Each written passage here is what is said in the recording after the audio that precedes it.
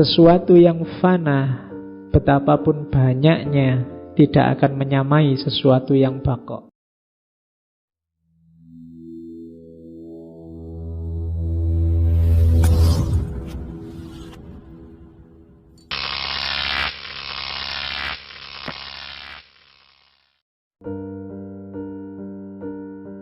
Katanya Imam Hasan Al-Basri, dunia ini seperti ular, terasa mulus kalau disentuh tangan, tetapi racunnya dapat mematikan. Maka hati-hatilah dengan dunia. Ular itu kan halus. Kalau tidak percaya, kamu lus-lus kalau berani. Kenapa kamu takut sama ular? Karena racunnya dapat mematikan. Harusnya kamu kalau takut dekat atau menyentuh ular, seperti itulah sikapmu pada dunia, biar tidak sembrono. Yang kedua, dunia ini adalah janda tua yang telah bungkuk dan beberapa kali ditinggal mati suaminya. Maksudnya apa? Banyak loh sebelumnya orang yang jatuh cinta sama dunia, dan orang itu sekarang mati sudah. Maka dunia ini posisinya janda. Jadi orang yang jatuh cinta sama dunia itu sebenarnya kalian sedang jatuh cinta sama janda.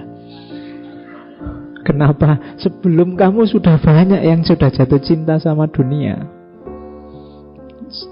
Dan orangnya sudah banyak juga yang meninggal. Berarti kan kamu dapat bekasnya mereka.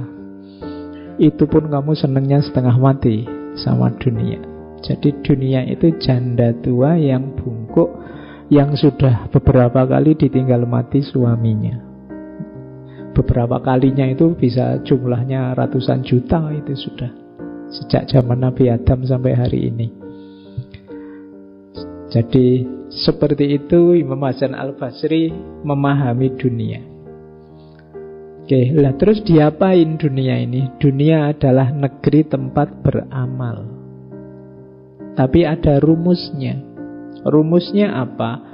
Barang siapa bertemu dengan dunia dengan rasa benci dan zuhud, ia akan berbahagia dan memperoleh faedah darinya. Jadi jangan jatuh cinta sama dunia, zuhudlah. Zuhud itu memandang kecil, memandang tidak terlalu penting. Maka dunia akan kamu dapati banyak manfaatnya. Nanti di quotes yang lain katanya Imam Hasan Al-Basri, dunia itu alat. Maka jadikan dia alat untuk tujuanmu, jangan dibalik. Kamu yang jadi alatnya dunia. Banyak orang yang hari ini terbalik. Dia jadi alatnya dunia, bukan dunia yang jadi alatnya untuk mendekat pada Allah. Namun barang siapa bertemu dunia dengan perasaan rindu dan hatinya tertambat pada dunia, ia akan sengsara dan akan berhadapan dengan penderitaan yang tidak dapat ditanggungnya. Apapun yang menurutmu bagus, indah di dunia ini, sikapilah dengan zuhud. Anggaplah dia kecil, tidak terlalu penting. Karena kalau kamu jatuh cinta beneran, rindu beneran, tertambat beneran sama dunia, bersiaplah untuk menanggung segala penderitaan dan resikonya. Apapun itu.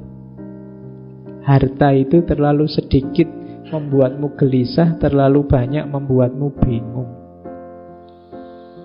Apalagi pasangan, istri, suami, terlalu jelek kamu stres, terlalu cantik kamu ya stres.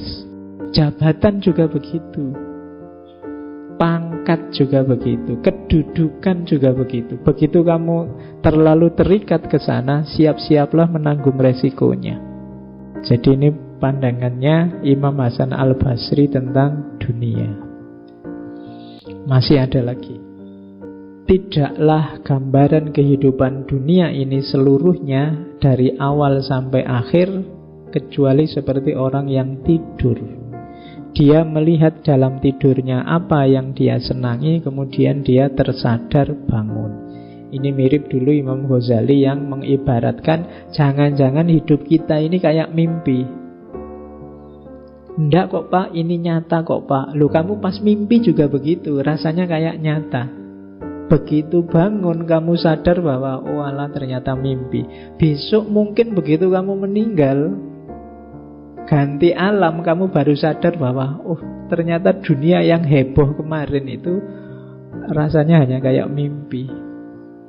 Yang sejati sekarang di sini, yang kemarin itu hanya permainan. Bisa jadi begitu. Itu kan di Imam Ghazali. Nah, Imam Hasan Al-Basri jauh sebelumnya sudah mengisyaratkan dunia ini kayak orang tidur. Begitu kamu bangun nanti kamu tahu yang sejati. Sekarang sih seolah-olah ini sejati. Sesuatu yang fana, betapapun banyaknya, tidak akan menyamai sesuatu yang bakok, betapapun sedikitnya. Waspadalah terhadap negeri yang cepat datang dan pergi serta penuh tipuan. Ini di antara quotes-nya untuk menunjukkan betapa dunia ini jangan terlalu diberati oleh hatimu. Dunia itu hanya 3 hari saja, kemarin, besok, dan hari ini. Hari kemarin sudah pergi, sudah lewat.